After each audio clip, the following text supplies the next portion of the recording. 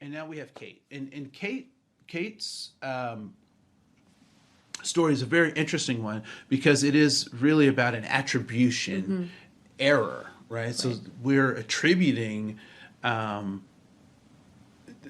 trying to make a cause and effect analysis when there is no connection between the cause and the effect. Because we're trying to justify our bias there. Yeah. So in Kate's situation, she is perceived to be obese by a physician, but what we also recognize is that BMI, body mass index, is not directly related to health, right? Like health and body mass index, there may be some correlations, but they're not a cause and effect relationship. And so as you think about that, I want you to be, as a facilitator, prepared to address those particular things. Because again, this obesity is one of those bias or discriminating features that people still think are acceptable to have, right? So you'll see it in movies that is usually a morbidly obese person is the point of jokes, is the comic relief. And I have to say, I appreciate that show, not 30 something, This Is Us. Have you seen that show at all? This Is Us. For probably Is that Katie too? I think she is Katie on that, right? Right. Yeah. So there's a woman who, by many accounts, folks would say is morbidly obese. But I think it's the first time that I've seen on television they've actually shown her struggles with it. And that she has a human aspect to it, right? So she's not a dysfunction walking around. Right. She's a 3 or 4 dimensional human being operating with these challenges and addressing a world that does not necessarily see her gifts or her talents before they see her physical presence. Right.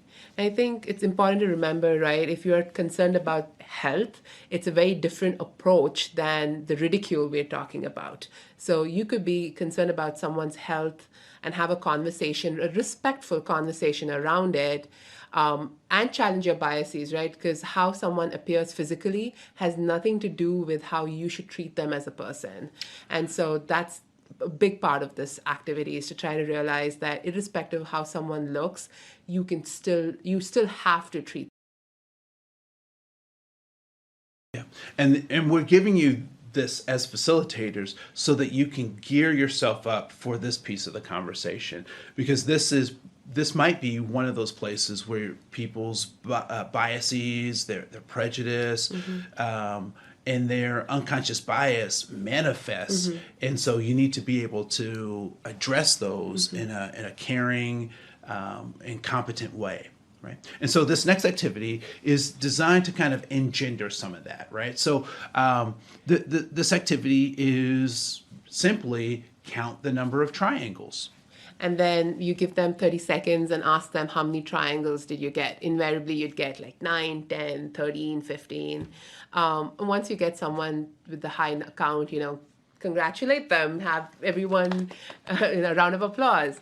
And then ask them to define a triangle. So what is a triangle?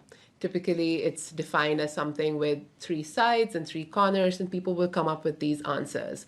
And then ask them to look at that and ask them to identify how many of those triangles have 3 sides and 3 corners. And then they realize, 0. You have 3 Pac-Man, but you don't have 3 triangles.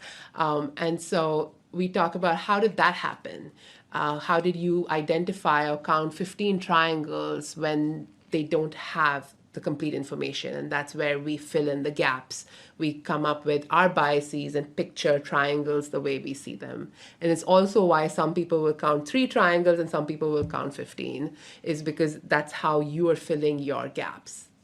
And that's simple Gestalt psychology, right? That if we don't have an answer, our brain is not wired to go without an answer, so it will create an answer. Even if it's the wrong answer, the brain says, well, at least I have an answer.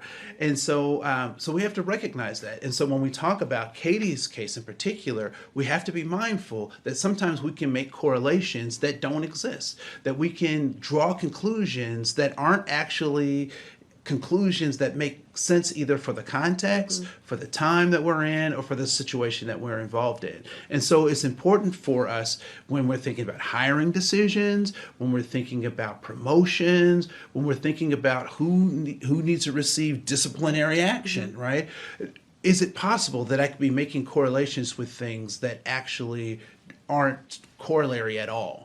Could I be making connections that aren't there? And so that's why it's important to have policies and procedures, to have written documents that allow you to guide your processes in a systemic way so that you eliminate some of that unconscious bias and really allow people to develop an opportunity to be their best selves. And the whole fact that it's an unconscious bias is that you're not doing it. Again, we're not blaming anyone here. You're not at fault, but it is your responsibility here to say, I may come in with this information and I may fill in the gaps, but what can I do to challenge myself so that I don't do that? Yeah, and a lot of times when we get to this part, we talk about this fault versus responsibility, and that we talk about blind spots, that our cars have blind spots, and they're typically in pretty